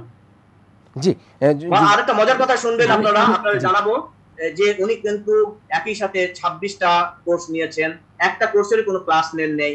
উনি পিয়ন দিয়ে, মেসেঞ্জার দিয়ে পরীক্ষা নিয়েছেন। উনি অনেকগুলো বিভাগের প্রধান, উনি ডিন, উনি কম করে হলে ওনাকে আমরা বলি সেগুলি তো আপনাদের বক্তব্য। আমরা প্রফেসর নাজমুল হোসেন কলিমুল্লাহকে পেলে হয়তো আরো স্পষ্ট বক্তব্য পেতে পারতাম। তবে যেহেতু জনাব তাবিউর রহমান আপনি অনেক কিছু জানেন, আমরা শেষের দিকে আছি। ডক্টর রেজাউল সিদ্দিকী আজকে কিন্তু আমাদের অনুষ্ঠানে অতিথি আলোচক হয় নাই, অতিথি হিসেবে এসেছেন, কিন্তু কোনো কথাই বলার সুযোগ পাইনি। আমি একটু তাবিউর রহমান প্রধান একটু আপনি শেষ কথাগুলো দিয়ে শেষ করবেন কিনা? আমি একেবারেই পিন পয়েন্টে দুই একটা কথা বলে শেষ করে দেবো। শেষ যে কথাটা আমার সহকর্মী বললেন যে ভাইস চ্যান্সেলর তার মাকে নিয়োগ বোর্ডে রেখেছেন, আমি আপনাদের আবারও জ্ঞাতার্থে বলবো বেগম রোকেয়া বিশ্ববিদ্যালয়ের আইন 2009 সালের 29 নম্বর আইন, সেই আইনের প্রথম সংবিধির 5 নম্বর শিক্ষক বাছাই বোর্ড যেটা, সেখানে দেখবেন অধ্যাপক এবং সহযোগী অধ্যাপক নিয়োগের যে বোর্ড, সেখানে vice chancellor, pro vice chancellor এবং 5 জন বিশেষজ্ঞ সদস্য থাকেন। সেই 5 জনের মধ্যে 3 জন নিয়োগ দিয়ে থাকেন রাষ্ট্রপতি, এবং সেই 3 জনের মধ্যে একজন ভাইস চ্যান্সেলরের মা বিষয় বিশেষজ্ঞ হিসেবে আছেন, ভাইস চ্যান্সেলর নিজে নিয়োগ দেননি। আর দ্বিতীয় কথা হলো, আমি এইটুকু তো দায় নিতে চাই যে ভাইস চ্যান্সেলরের মা যে নিয়োগ বোর্ডে আছেন প্রফেসর, অ্যাসোসিয়েট প্রফেসর, এই প্রফেসর, অ্যাসোসিয়েট প্রফেসরের নিয়োগ বোর্ড এই বিশ্ববিদ্যালয়ে এখন পর্যন্ত এই বিভাগগুলোতে হয়নি। সুতরাং তাবিউর রহমান প্রধান একজনও নিয়োগ হয়নি, আপনার কথাই সত্য, কিন্তু ভাইস চ্যান্সেলর যেখানকার প্রধান কর্তা নিজের মাকে সেখানে নিয়োগ বোর্ডে থাকতে পারেন। আচ্ছা, আমি আবারও বলি, নৈতিক জায়গা থেকে আপনি কি বলেন? আপনি হলে কি করতেন? আমি বলি রেজা ভাই, আমি আপনি ব্যক্তিভেদে কিন্তু মানুষের চাওয়াগুলো আলাদা, এটা তো বুঝতে হবে। এবং নিয়োগটা তো, তাহলে আমি একটা যদি বলি, আমি মহামান্য রাষ্ট্রপতি কিংবা আমাদের আচার্য, তিনি তো নামটা দেখেছেন, তিনি ফাইল সাইন করে নিয়ে আসছেন গিয়া। এখন এই কথাটা আমি কি বলতে পারবো যে তিনি ফাইল সাইন করে নিয়ে এসেছেন? যাই হোক, সেই কথাটা বললাম যে উনি নিয়োগ দেননি, এইটুকু আমি যখন দেখবো যে আমার মা আছে, আমার বোন আছে, আমার ভাই আছে, আমি তো প্রতিবাদ করবো যে না, এই বোর্ডটা রিকনস্টিটিউট করা হোক। এটা তো নৈতিকতা। হয়তো সেটা হতো, কিন্তু এবার আরো একটু মেসেজ দিয়ে রাখি, এটা 2018 সালের 5 নভেম্বর পাস হয়েছিল, এটা 2020 সালের 5 নভেম্বর, 2 বছরের জন্য ম্যাচ ছিল, অলরেডি পার হয়ে গেছে, উনি কোনো নিয়োগ বোর্ডে বসেননি। ওইটা কিন্তু গন কেস, ওইটা নিয়ে আর কোনো কথা নেই। যেহেতু ওইটা একটা কাগজ ছিল রাষ্ট্রপতি অনুমোদন দেয়া, সেই কাগজটাই আমার এই সহকর্মীরা পেয়েছেন তাদের এই আন্দোলনে সংযুক্ত করার জন্য। আসলে ওইটা নিয়ে শুধু সেন্সেশন তৈরি করা, উনি বোর্ডেও বসেননি। হ্যাঁ, যদি আপনি নৈতিক জায়গার কথা বলেন, সেই জায়গায় আমি আবারও বলি, সেটা যার যার অভিরুচি সে সেভাবে নেবে। আসলে এই জায়গায় আমার কোনো কথা নেই। এখানে বার্গেনিং এজেন্ট আমি বলি, আমি শেষ করি। না, এখানে একটা মাহমুদুল হক আমি একটু যোগ করতে চাই। রেজা ভাই, বিশ্ববিদ্যালয়ের শিক্ষক সমিতির সাধারণ সম্পাদক হিসেবে আপনি এটাকে স্বাভাবিক মনে করেন? আমি সেটাই বলতে চাচ্ছি। এইটা শোনেন, স্বাভাবিক, আমি তো ওই বিষয়টা বিশ্ববিদ্যালয় শিক্ষক সমিতি, কিন্তু আপনি তো সমর্থন করছেন না, সেক্ষেত্রে রেজা ভাই একটু বলি। না, আমি রাষ্ট্রপতি নিয়োগ দিলেও আপনি শিক্ষক সমিতির সাধারণ সম্পাদক হিসেবে প্রতিবাদ করার কথা। আমি না, একটা কথা বলি ইস্তিয়াক ভাই, আপনারা যে কথাটা বলেছেন যে আমি প্রতিবাদ করিনি, এইটা আপনারা কিভাবে বললেন যে প্রতিবাদ করিনি বা সমিতি প্রতিবাদ করিনি? সমিতি এটা নিয়ে তো বারংবার লিখিত নানাভাবে প্রতিবাদ করেছে। এখন বিষয়টা হলো যেই ফাংশনিংটা ঘটেনি, আমার কথা নিয়োগ বোর্ড নিয়ে কোশ্চেন তুলতে পারেন যে তার মা কেন থাকতো, কিন্তু আপনারা কিন্তু প্রচার করছেন মা এবং ছেলে বসে নিয়োগ দিয়েছে। এটা কেমন কথা? আমার কথা, আপনি তো আপনার নৈতিক জায়গায় নেই প্রতিবাদটা করার সময়, আপনি বলছেন নিয়োগ দিয়েছে, এটা তো দেশবাসী খাচ্ছে যে নিয়োগ দিয়েছে, কিন্তু আসলে তো এই বোর্ডটাই সংগঠিত হয়নি। আপনি যদি বলতেন কেন রাখা হলো, নৈতিক কোশ্চেন তুলতেন, সেটা তুলেননি। আমরা আমাদের শ্বেতপত্রে কিন্তু বলছেন নিয়োগ দিয়েছে। আমি একটু শেষ করি যেহেতু সময় কম। সেটা হলো এই বিশ্ববিদ্যালয়ের যে সংকট, আমি যদি একেবারেই স্পেসিফিক করতে চাই, সেটা হলো যারা আন্দোলনকারী আছেন এখন, আমি একেবারেই নাম ধরে যদি হয়তো আমার সহকর্মীদের নাম আমি নিব না এই গণমাধ্যমে, নাম বলতে পারেন নিশ্চয়ই আপনারা যখন আপনার নামে যখন শ্বেতপত্র প্রকাশ মানে যারা আন্দোলন করছে তারাই সংকট। জি, কারো সম্মানহানির জন্য আমি নাম বলতে চাই না। আমি বলতে চাই যে যারা বিশ্ববিদ্যালয় শিক্ষক সমিতিতে প্রতিনিধিত্ব করে কিংবা বিভিন্ন প্রশাসনিক দায়িত্ব পালন করে, সেটা একটা কমন প্ল্যাটফর্ম হয়ে যায় আমাদের মানুষ স্বল্পতার কারণে। দ্বিতীয়ত, যারা আন্দোলন করছে তাদের 90% মানুষ এই ভাইস চ্যান্সেলর যে কর্মগুলো এখন করছে সেই কর্মের সাথে ছিল এবং এখন তারা নেই। এখন আমাকে বলেন যে তারা যদি আবার এই জায়গাগুলোতে তাদের নিয়ে আসে কিংবা ভাইস চ্যান্সেলর তাদের চাওয়াগুলো পূরণ করে, তাহলেই কিন্তু আর ভাইস চ্যান্সেলরের কোনো দোষ নেই। কি চাওয়া ছিল তাদের? চাওয়া কি ছিল? তাদের অনেক ধরনের চাওয়া আছে। দেখেন না, এখন বলছে যে ঢাকায় গিয়ে, তাবির রহমান, আমি একটা প্রশ্ন করি, তারা 90% কাজে জড়িত ছিল, সেই চাওয়াগুলো পূরণ হলে সেটা যৌক্তিক হয়ে যাবে আপনার কাছে? আমি বলি, তখন যদি সেই চাওয়াগুলো যদি পূরণ করা তখন যৌক্তিক হয়, এখন অন্য মানুষের ক্ষেত্রে সেই জায়গাগুলো কেন যৌক্তিক? আমি বলছি না আইনের ব্যাপারটা আপনার কাছে যৌক্তিক হবে। আমি বলি দেখেন, আজকে 790 পেজের শ্বেতপত্র প্রকাশ করা হয়েছে এই বিশ্ববিদ্যালয়ে। আমি আবারও বলি, বিশ্ববিদ্যালয় যে কোনো শিক্ষা প্রতিষ্ঠানের মূল শিক্ষার্থী,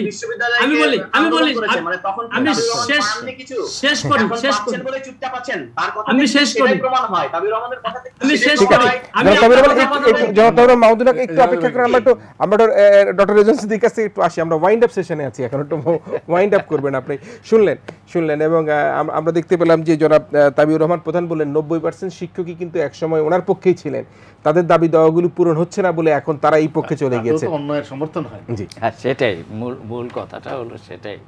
এবং এখানে যে ধরনের দুর্নীতি, একটা দুইটা খাত না, তো আমরা তো একটা নিয়োগ সংক্রান্ত জায়গায় আটকে থাকলাম, কিন্তু দুর্নীতির তো আরও হাজারটা জায়গা আছে, মানে হাজারটা না, আরও অনেক জায়গা আছে যে অর্থনৈতিক দুর্নীতি, নিয়োগের দুর্নীতি, এইসব এই সমস্ত জিনিসগুলো আলোচনা করলে আসলে এই বিশ্ববিদ্যালয় কার্যত একটা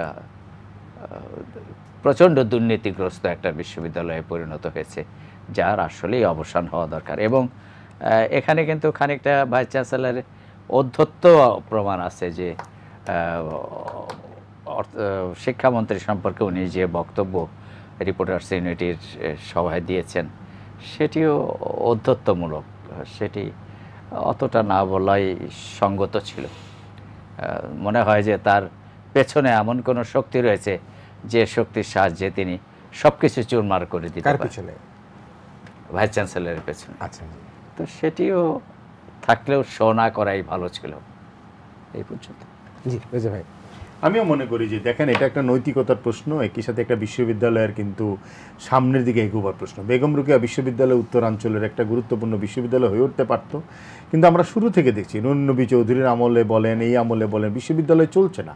সত্যিকার অর্থে এইভাবে পাশে পাবলিক বিশ্ববিদ্যালয় চলে না। আমরা হয়তো তর্কের খাতিরে তাবিউর রহমানকে অনেক কথা বলবো, অন্য কেন কথা বলবো, কিন্তু বিশ্ববিদ্যালয় তো এইভাবে চলে না। একজন বিশ্ববিদ্যালয় উপাচার্য ক্যাম্পাসে যাবেন না, তিনি নিজে একাধিক পদ দখল করে থাকবেন, দুর্নীতির অভিযোগ উঠবে, নিয়োগ বাণিজ্যের প্রশ্ন উঠবে, এবং সেখানে শিক্ষকদের মধ্যে গ্রুপিং থাকবে, প্রশাসনের মধ্যে অচল অবস্থা সৃষ্টি হবে। এগুলো আমার কাছে মনে হয় যে ওয়ান্স ফর অল একটা সেট হওয়া উচিত, এবং এখানে রাষ্ট্রের একটু নজরদারি হওয়া, যে জনগণের অর্থে পরিচালিত বিশ্ববিদ্যালয় যদি আজকে এরকম একটা জায়গায় পৌঁছে, উচ্চশিক্ষা প্রতিষ্ঠান, তাহলে আমাদের বলতে হবে যে আমাদের মগজে পচন ধরেছে, আমরা এই পচন থেকে বেরোতে চাই। নিশ্চয়ই। আমি তাবিউর রহমান প্রধান আপনাকে বলতে, এখন যে সংকট চলছে এর সমাধান কি, একেবারে সংক্ষেপে যদি বলেন কি সমাধান আমি হতে পারে? একেবারে সংক্ষেপে বলি কিরণ ভাই, 30 সেকেন্ডে বলতে হবে। দেখেন 31 সেকেন্ড যারা আন্দোলন করছে কিংবা সুরক্ষা পরিষদ বলছে, তারা কিন্তু দেখেন 111টি অভিযোগ নিয়ে আসলো প্রশাসন কিংবা ভাইস চ্যান্সেলরের বিরুদ্ধে, একটা অভিযোগে কিন্তু শিক্ষার্থীদের কল্যাণে কিছুই নেই। খেয়াল করেন, আমাদের কিন্তু মূল জায়গাটা শিক্ষার্থী আমি মনে করি।